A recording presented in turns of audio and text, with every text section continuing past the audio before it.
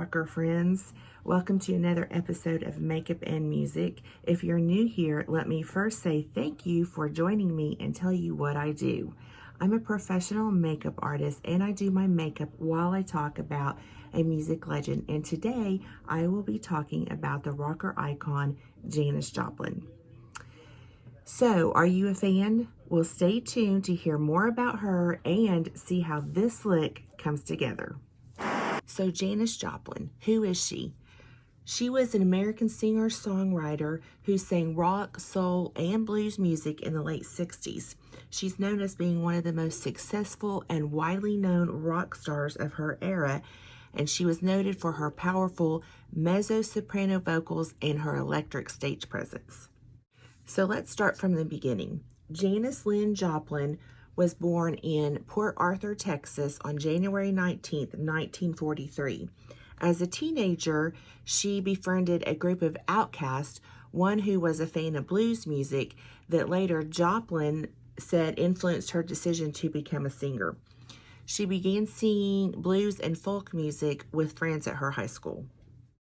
Okay, so she graduated high school in 1960 and attended Lamar State College of Technology in Beaumont, Texas, and then later transferred to the University of Texas in Austin, although she never graduated.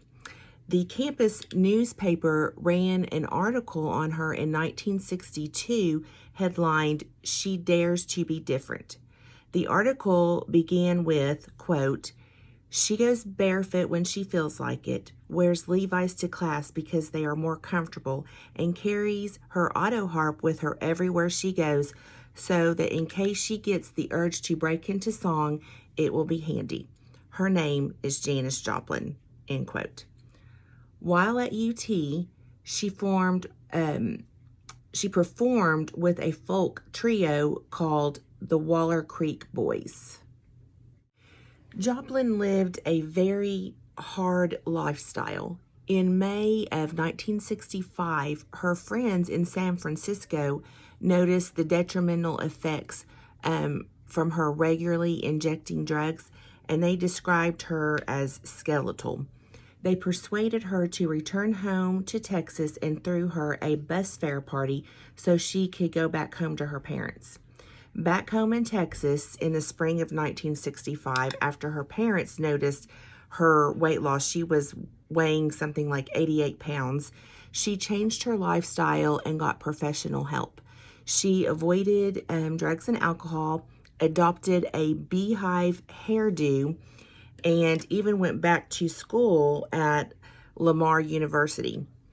During school, she would commute to Austin to sing and play solo acoustic guitar.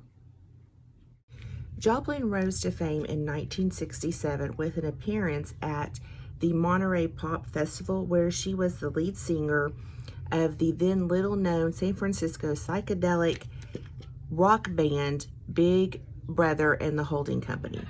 They released 2 albums and then she left the band to continue as a solo artist with her own backing groups, first the Cosmo Blues Band and then the Full Tilt Boogie Band.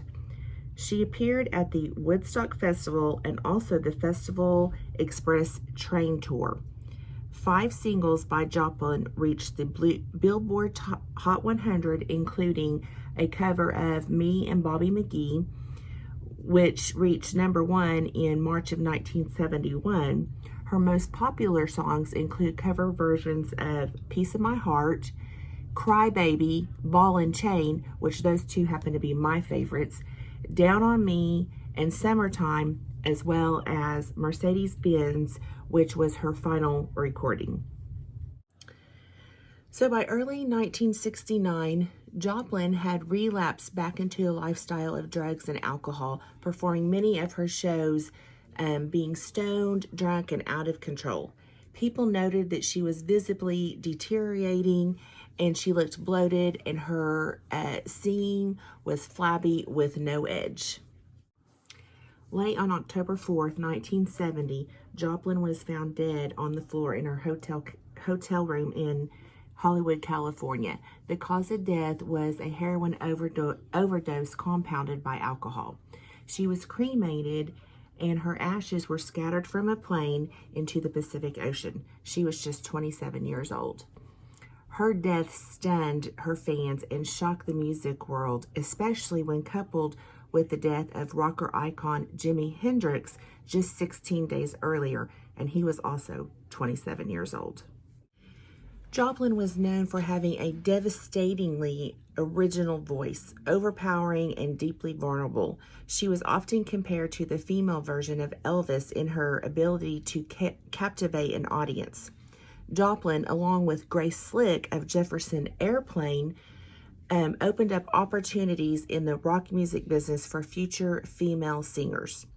One of her trademarks was her flamboyant hairstyles, which often included color streaks and accessories such as scarves, headpieces, beads and feathers, as well as lots of jewelry, layered outfits with vests and belts. The film The Rose from 1979, starring Bette Midler, is loosely on Joplin's life. In 1998, what would have been her 45th birthday, Joplin, the Janis Joplin Memorial with a gold image sculpture of Joplin was dedicated during a ceremony in Texas.